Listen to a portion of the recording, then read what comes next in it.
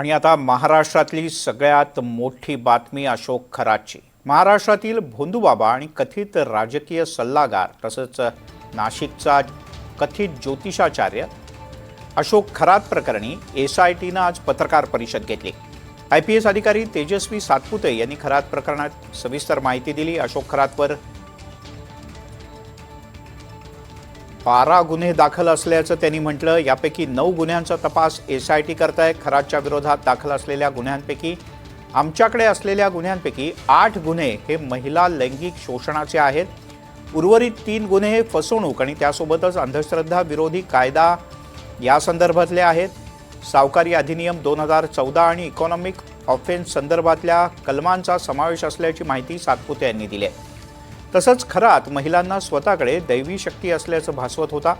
महिलांना त्यांच्या कुटुंबियांच्या मृत्यूची भीती दाखवून त्यांना बदनाम करण्याची धमकी देऊन त्यांचं लैंगिक शोषण करत होता, अशी माहिती सुद्धा एसआयटीनं दिली आहे। अशोक खरात याच्या विरुद्ध नाशिक आणि नगर जिल्हा या दोन्हींमध्ये मिळून एकूण 12 गुन्हे दाखल झालेले आहेत, ज्यामध्ये अशोक खरात आरोपी आहे।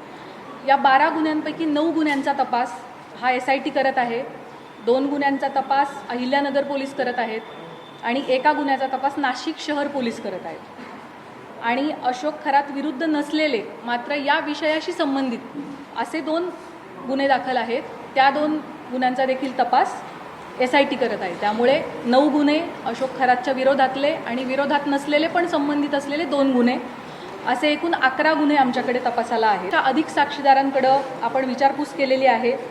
साक्षीदारांकडे आणि पीडितेंकडे आपण जी चौकशी केली त्यातून आरोपी हा पीडित व्यक्ती आणि कुटुंबाच्या श्रद्धेचा गैरफायदा घेत होता, त्यांना भीती दाखवत होता, खडे चिंचोके रुद्राक्ष पूजा विधी इत्यादी गोष्टींच्या माध्यमातून त्यांच्याकडून पैसा उकळत होता, महिलांना स्वतःकडे दैवी शक्ती असल्याचं भासवत होता, त्यांच्या कुटुंबियांच्या मृत्यूची भीती दाखवून त्यांना बदनामी करण्याची धमकी देऊन त्यांचं लैंगिक शोषण करत होता।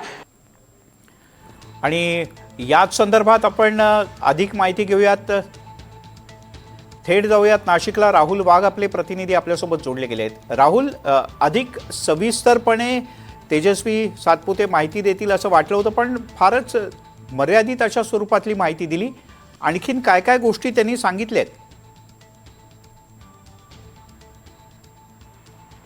निश्चितच मिलिंद सर, आपण जर बघितलं तर अशोक खरात याच्या संबंधित आत्तापर्यंत 12 गुन्हे हे विविध ठिकाणी दाखल आहेत। त्यामध्ये लैंगिक अत्याचार असेल, जादूटोणा असेल किंवा फसवणूक असेल, अशा पद्धतीचे हे गुन्हे दाखल आहेत। याच्यासाठी एकंदरीतच एसआयटीची स्थापनाही करण्यात आलेली होती आणि एसआयटी गेल्या 18 दिवसापासून या सर्व गुन्ह्यांबाबत तपास करत होती। एसआयटीकडे आत्तापर्यंत तपासाला 9 गुन्हे आहेत, तर बाकी गुन्हे हे शिर्डी पोलिसांकडे, नाशिक शहर पोलिसांकडे व वावी पोलीस स्टेशन अंतर्गत आहेत। 9 गुन्ह्यांच्या तपासादरम्यान एसआयटीने अनेक महत्त्वाचे खुलासे करणं हे गरजेचं होतं, परंतु एसआयटीकडून पुरेशी माहिती देण्यात आली नाही।